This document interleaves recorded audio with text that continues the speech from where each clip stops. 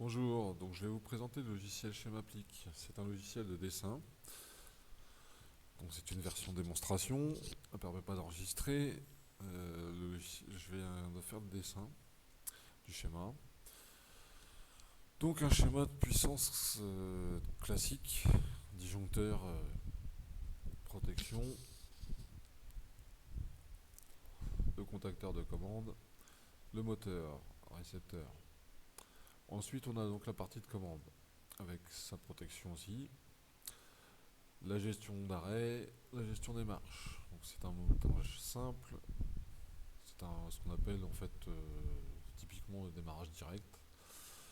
Ce qui est réalisé ici, c'est une fonction mémoire, donc on va le faire fonctionner. Donc je vous disais qu'il était capable de simuler. On a une fonction simulée dans le menu qu'on va déclencher.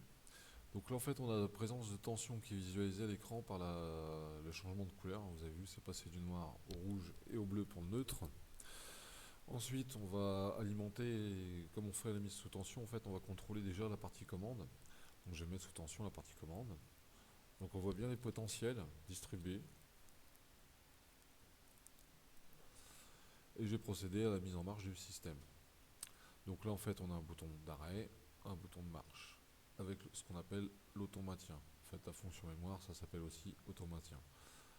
Je vais enclencher mon bouton de marche. Voilà. À partir du moment où j'ai appuyé sur le bouton de marche, la bobine s'est alimentée. Vous voyez physiquement changer d'état. L'avantage du simulateur. Ensuite, vous avez le KM1 ici qui s'est fermé.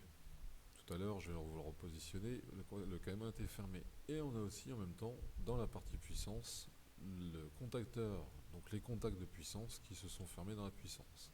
Il faut bien séparer à gauche la partie commande, à droite la partie puissance. Voilà, donc on va procéder à l'arrêt. Donc plusieurs façons de faire. Vous allez voir, je vais couper le disjoncteur de la commande. Hop, voilà, donc plus de potentiel en commande. Le contact KM1 est retombé. Je réalimente. KM1 est resté en place. Je vais actionner mon bouton de marche. La bobine va s'enclencher et le contact automaticien va s'alimenter. On est parti. Voilà, je relâche. L'automaticien est en place. La bobine est alimentée. Le moteur ne démarre pas. On a laissé le disjoncteur ouvert. On arrête. Et maintenant, en fait, comme on voit que la commande fonctionne bien, on peut, comme en réel, alimenter la puissance. Donc on voit bien le potentiel arriver jusqu'au contacteur. Et actuellement, il est arrêté par le contacteur, visualisé par le rouge et le noir. Donc le système est opérationnel, il n'y a plus qu'à déclencher la marche. Voilà. Donc la partie motorisation est partie en fonctionnement. Donc là, ils ont simulé la rotation du moteur. On doit pouvoir peut-être aussi inverser. On va voir ça tout de suite après.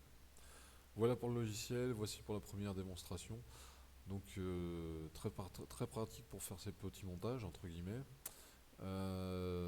C'est une version de démonstration, donc on ne peut pas forcément enregistrer, mais ça permet d'évaluer certaines choses. Voilà, bonne journée.